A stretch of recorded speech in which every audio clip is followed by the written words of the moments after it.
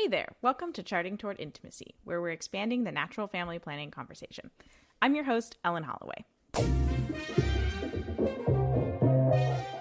All right, we are here with Kristen Jensen. I'm super excited to talk about healthy nutrition for our cycles today in this episode. And so before we get started, Kristen, welcome to the podcast. Thank you. Yeah, I'm really excited to chat with you today. Awesome. Could you tell us a little bit about yourself and the work that you do? Absolutely. Yeah. So my name is Kristen Jensen. I have my own private practice called Nourished for Life, which is a virtual private practice focusing on women's health and nutrition. So fertility, cycle health, hormone health, all that good stuff. I started it about a year and a half ago now because I really just had a lot of friends and acquaintances even that were asking me questions about nutrition for getting pregnant or being pregnant or postpartum or having healthier cycles, lessening PMS, all that good stuff. So I started looking into it and saw there was this whole world that was not being tapped into and offered to women. And yeah, just kind of jumped in head first, opened my private practice. And now that's what I do every day. And I love it. I love working with all different types of women, helping them reach their goals. I love seeing, cycles not be as painful and miserable, and then being more regular. We can know when they're coming and how long they're going to last, and seeing women get pregnant and have healthy pregnancies. And it's just so much joy. So, that's so fantastic. Yeah. I love that. And I totally agree. I think this is an area of women's health that is definitely underserved. So I love that you have jumped right into this spot, because I think a lot of times in our mainstream culture, we talk about healthy nutrition just kind of across the board. But what is truly underserved in women's health everywhere, not just nutrition, is the recognition of the fertility cycle. Yes. Yes. We just don't even want to recognize that it exists. Right. Absolutely. So I'm so glad that you are specifically serving this area, and I love it. So we're going to be talking about healthy nutrition for cycles today. But before we jump into kind of the what of that nutrition, I want to talk about the why first. So why is it important for us to be aware of our nutrition throughout our cycle? Yeah, absolutely.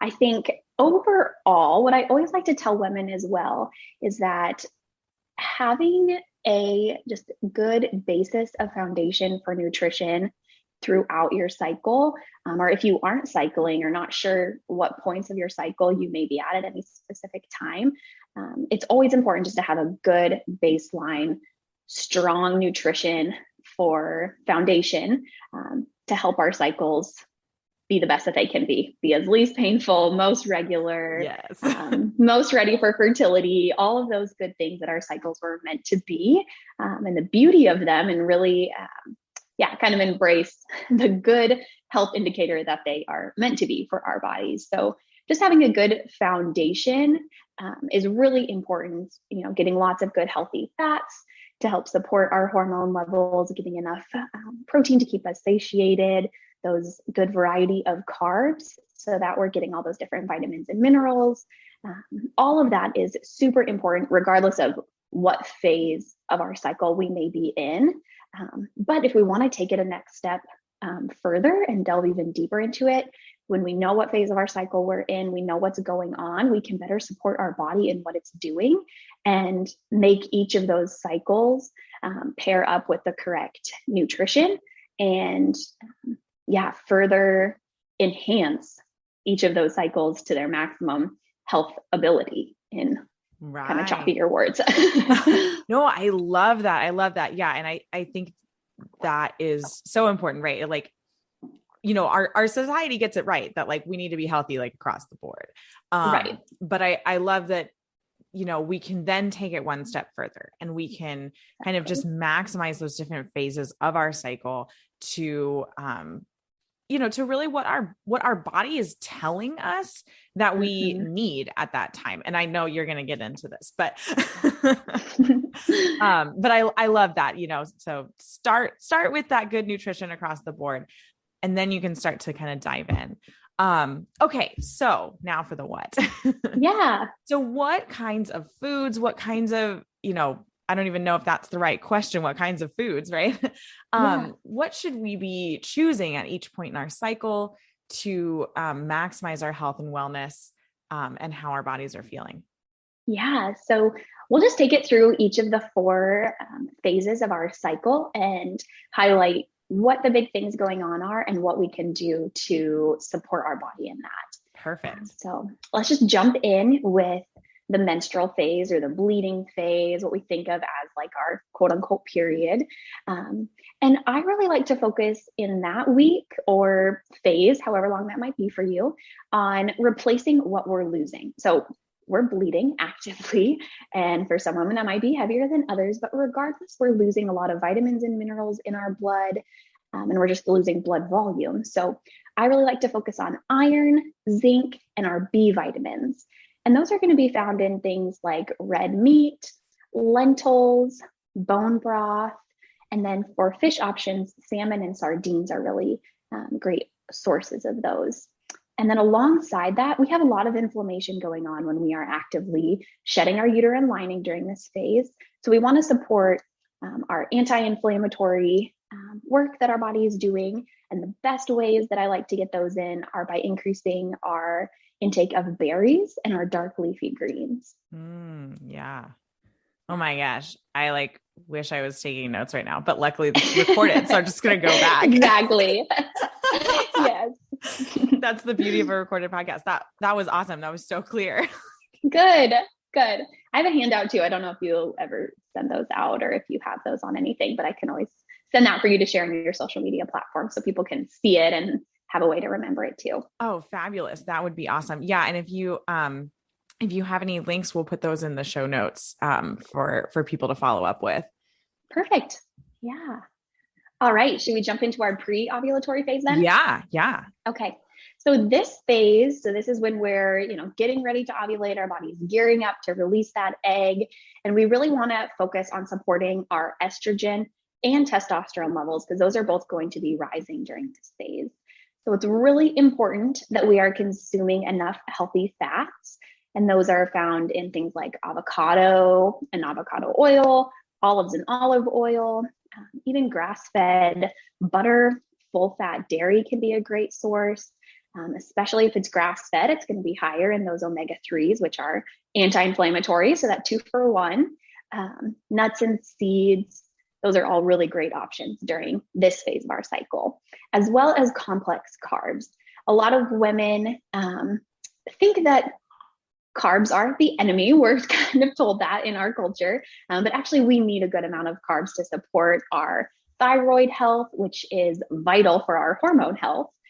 And just our overall health and energy. So things like potatoes and sweet potatoes, are more starchy squash. So like butternut squash, spaghetti squash, acorn squash, those are really great, as well as whole grains, oatmeal and lentils and beans give us a lot of great complex carbs as well.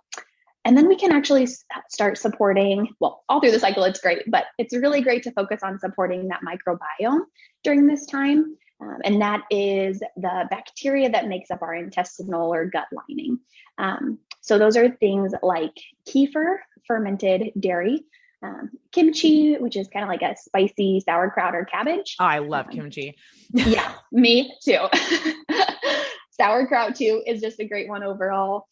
Yogurt, and of course, taking a high quality probiotic can be great too. But overall, supporting our microbiome is really important so that we are able to both have healthy levels of estrogen, but the microbiome is also really important for helping to break down excess estrogen and get it out of the body, get it through the liver, and help you to get rid of it when you have a bowel movement, which is also really important. It's that Goldilocks dilemma. We want enough, but we don't want too much. So that helps us to find that balance. Oh my gosh, this is fascinating. I am just like soaking this all in. I am so fascinated. I'm learning so much this morning. I know. It's so, when you really dive into it, there's just so much beauty and wisdom in the human body. It's awesome. Yeah. Oh, it's incredible. Yeah. Oh my gosh. Anything else on that pre-ovulatory phase? Those are the big things. Yep. Awesome. Yeah, so, all right. Let's jump over. All right. So now we are at kind of literally the peak of our cycle, that ovulatory phase. We are peaking on that LH, that luteinizing hormone, and that's going to signal to our body to release the egg so that it can then either be fertilized and pregnancy can occur and a new baby starts growing. Or if that doesn't happen, then it'll continue out with the rest of the cycle and get ready for a new cycle. So during this time, like I had alluded to in the pre-ovulatory phase, this time we really, really want to keep focusing on helping the liver, supporting that organ in breaking down that excess estrogen. So we had that estrogen rise, and now we want to be sure the liver is all fueled up, ready to go, ready to break down that excess estrogen. Because if we have too much estrogen floating around in our system, not only can it cause or worsen those pesky PMS symptoms that we start to feel, but for some women, over time, having excess estrogen can increase their chances for things like female reproductive cancers, breast cancer, also just increase or worsen existing conditions like endometriosis. So we want to be sure that we're helping support that liver to get rid of the excess estrogen. And to do this, we really want to focus on things that help with bowel movements. So cruciferous veggies, things that are nice and full of fiber like broccoli, cauliflower, Brussels sprouts, kale, cabbage. Not only do they have that fiber component that's going to help to literally bind to the excess estrogen and help it physically get out of our body, but it also has a component in it called DIM, which some of your listeners might be familiar with. It's also found in a supplement form that sometimes is encouraged for women with PCOS, excess estrogen, bad PMS, endometriosis, but it's naturally found in cruciferous vegetables. So that can be a great way to get in that DIM, and the DIM is going to be a great mediator in the liver to help go through and break down that excess estrogen so we can get rid of it. Wow, that's and then fascinating. Yeah, there's so much going on. There's so much. At the same time, too, we want to support progesterone. Not only is progesterone important for a not pregnant or trying to get pregnant woman to be healthy overall, it does a lot in our body to help with a sense of calm and relaxation and mood. But also, if we are to get pregnant, we need that progesterone to support that pregnancy. Its name means pro-gestation. So we want to be sure we're getting enough progesterone. And the way we do that is actually to eat foods that have cholesterol. And that might seem very counterintuitive to the no fat, no cholesterol kind of phase that we can sometimes hear. But the interesting thing is that progesterone, the building blocks of this hormone, is cholesterol. And so if we aren't taking in enough dietary cholesterol, we aren't going to be able to make enough progesterone. The other side of it is that cortisol, our stress hormone, is also made from cholesterol, which it gets the upper hand. So if we are having high stress levels, whether that's physical stress from an illness, from lack of sleep, from any type of chronic condition going on, from over-exercising or under-exercising, or if it's just psychological stress from work or relationships, whatever that might be, and we only have a set amount of cholesterol in our body, it's going to go to cortisol. So cortisol is going to steal that away, and then there's nothing left for progesterone. And then we have low progesterone levels. We aren't able to support a pregnancy, or we just feel crappy because we don't have good enough progesterone levels. You are blowing my mind right now, because I have heard, and I think a lot of our listeners may have heard this as well, is that you should, when you're pregnant, you should try to limit your stress. And I heard that and I was like, oh, okay, sure. Yeah. And I just took that at face value. I was like, okay, I'll try to limit my stress, Yeah. But this makes so much sense why you need to limit your stress, because that cortisol is going to take all the cholesterol that you have. And if you don't have enough in reserve, then for the rest of the systems that need the cholesterol, the progesterone, then that actually will affect the baby and harm the baby. So, oh my gosh, you are blowing my mind. Yes. And so with that, the food things that we can focus on are eggs with the yolk, for sure. The yolk is where we get all that good cholesterol, those healthy fats. And it's also where the main bulk of those vitamins like vitamin A and D are found. So we want to be sure we're eating the whole egg as nature intended. And then meat with fat on it. That's okay if you're having, a steak or a roast that has some marbling in it with the fat, or 80-20 ground beef instead of 95-5 or whatever that might be. Meat that has some fat, chicken with the skin on, is going to help us get not only a more well-rounded food item in our meal, because it has the fat that is nice and satiating, and the fat that's going to help with all of those fat soluble vitamins get actually absorbed and utilized in the body. But it's also going to give us that good source of cholesterol to support those progesterone levels. Wow. Oh my gosh. This is amazing. It is. Nature, the body, the way God intended for things to work. It's just awesome. Oh my gosh. Yes. Oh, wow. I seriously. Okay. Keep going. Keep going. All right. Yeah. We will finish it out with our luteal phase, which most people are going to think of as our PMS phase if this cycle we did not get pregnant. So this is when people probably feel their crummiest. This is when we start to feel more tired, more irritable. We might start getting headaches or even those cramps and backaches. It might be really hard to do normal things like go for walks or go to the gym if we like to be active, and to do social events because we just feel irritable and tired. And even skin changes are really common during this time, more acne, more oily skin, things like that. So what we really, really want to focus on during this time is actually keeping our blood sugar steady. The biggest thing that we can do, that we have control over on a day-to-day meal and snack basis, is to keep that blood sugar steady, because that's going to really help to minimize those cravings that can feel out of control during this time, and help with our fatigue and headaches and things like that. Those are also going to be affected by our blood sugar. And so with that, we really just want to focus on having a balanced diet. It's nothing crazy. We don't have to count carbs or anything like that. We just want to be sure that we're not having carbohydrates all by themselves, and or not having carbohydrates be the majority of a meal or snack. So ways you can do this is making sure that every meal and snack has some source of protein in it. And if we get a source of fat, even better along with that. Protein is going to help with that satiation. It's going to keep the blood sugar nice and steady. And then it's also just going to help refuel muscles, so that if we are able to stay active during this time, we're keeping our muscles nice and fueled as well. And I really like to focus on red meat, again, to give us that good iron and zinc hit. So when we go into the next phase and start bleeding again, we're already kind of stocked up on those vitamins.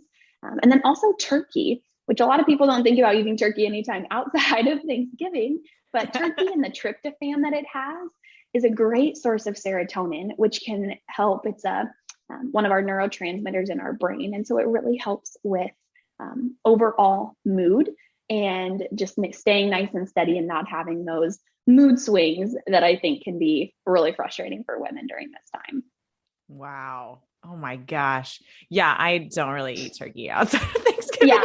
Me neither. I'll be honest. No. I do like a turkey sandwich. Like, yes, I like, but I don't know. There's something about ground turkey that I'm just not a fan of. Like, I just don't like the taste. I don't know what it is. I just can't substitute out ground beef. And maybe that's growing up on a farm. Maybe that's the problem. Yeah, can't do it. It's like there's supposed to be a different taste in this spaghetti sauce. I don't know what that is. Like people are like, oh yeah, here's like turkey chili. And I'm like, this doesn't taste like chili. Yeah. Exactly. Oh man. Deli turkey, I can get behind that. We can add that in. Yeah. It's probably because I can put like a bunch of mustard on it. Yeah. And like that like masks the taste of turkey. Yeah. I love mustard. I'll put mustard on everything. Oh my gosh. Wow. That was a wealth of knowledge. Oh my gosh. This is going to be an episode that I personally am going to like go back to. Cause like right now I'm in a period of time, I'm postpartum. So I am not cycling. Yeah. And so I'm totally going to re-listen to this episode once I start cycling again. So I can just kind of put these things back into my mind of, what to focus on during different times. I love that.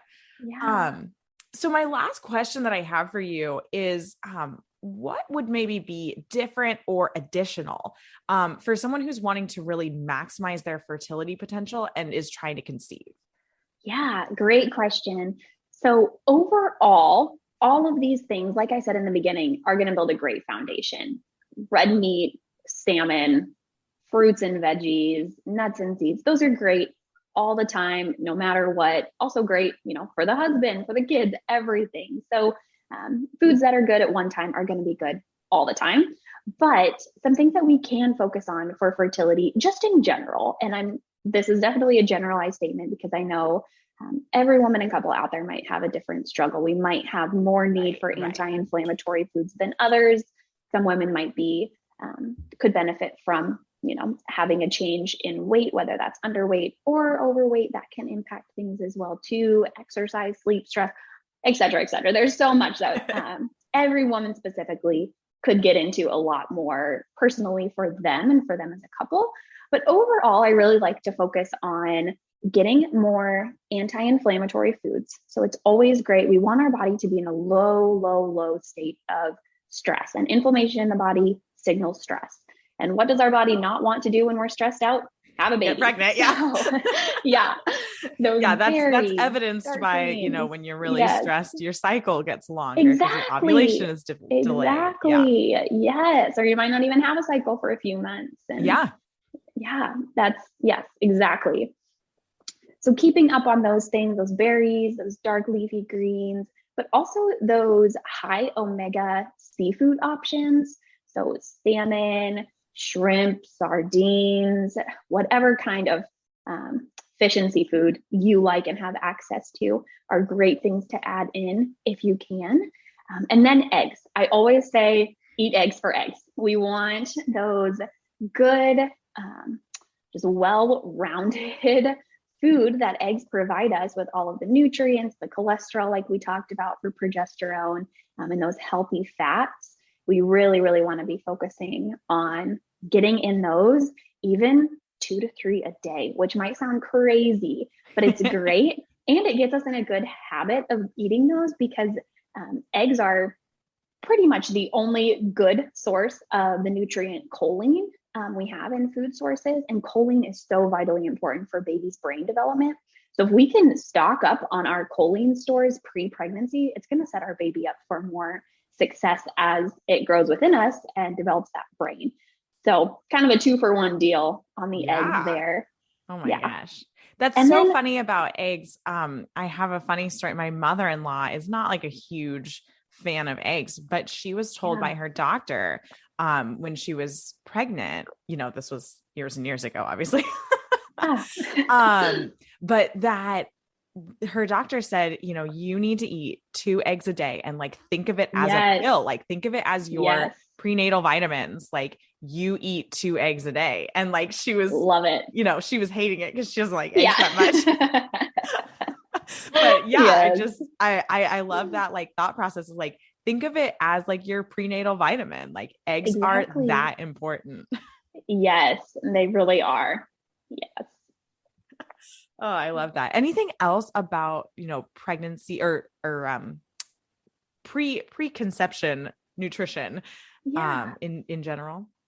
One, I would say not a food, but a liquid would be just making sure we're well hydrated. Everything in our body works better when it's hydrated, of course. But also to get pregnant, we need a way for the egg and sperm to meet. And our cervical mucus is the way that happens. And to have good cervical mucus, we need to be well hydrated to produce enough and good quality and at the right time and all of that. So that would be just one other thing to be thinking about, is really staying on top of hydration. And then also not food related, but I think it's really important to mention, since we alluded to it earlier with the stress piece, as best as we can to control those stress levels, especially that week before ovulation or that pre-ovulatory phase. It can be really, really beneficial for women trying to conceive.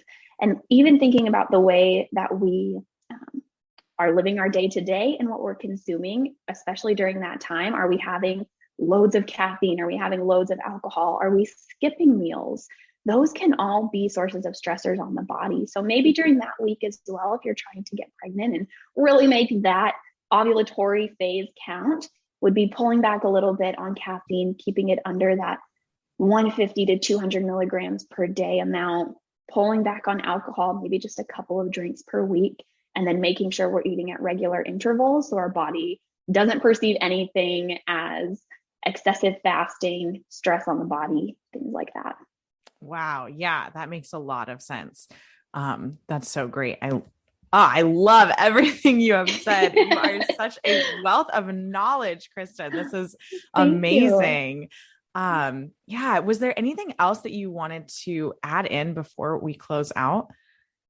All I would say is that your body was made perfectly well. Your body knows what to do. It wants to be healthy. And sometimes we just need a little bit of help and guidance to get it there. So if you're struggling with delayed fertility, I hate the word infertility, because if we still have those body parts, we are not infertile. There is a way. But if you're struggling with delayed fertility, painful PMS, maybe not even cycling or extremely heavy cycles, whatever it may be, I just would really encourage you not to be upset with your body, blame your body, but just see it as an opportunity to grow in knowledge and love of your body. And that with the right work and guidance and direction, your body can get to a place where it's just doing all it's supposed to be doing and working at its maximum potential.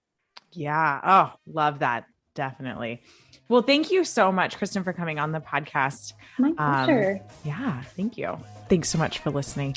Kristen generously offered 20% off of any of her courses that she has on her website to listeners of this podcast. The promo code is podcast20, and that'll also be over in the show notes, as well as a link over to her website.